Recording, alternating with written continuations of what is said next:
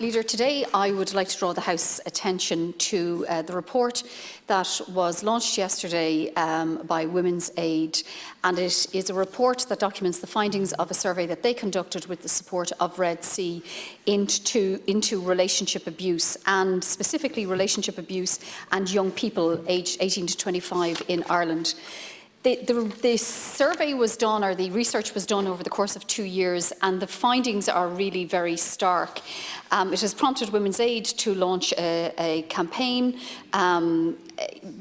entitled Two Into You.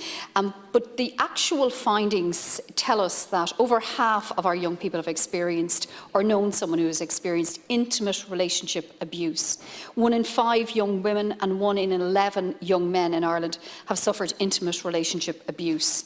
In all cases where women were subjected to intimate relationship abuse, their abuse was perpetrated by someone who was very close to them, a former or existing intimate partner. And for young women, the abuse lasted longer than 1 year, almost 1.5 years. And 1 in 6 young women and 1 in 13 young men have been subjected to coercive control by a partner or an ex-partner. And that coercive control, like what that actually means is, it is a persistent, insidious, controlling pattern of behaviour that intrudes on the person's independence, sense of self, and sense of self-security.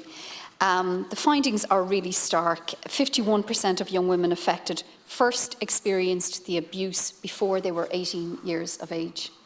That's robbed those young women and those young girls of their childhood. It is really stark findings. Copies of it have been circulated to all members of the Oireachtas.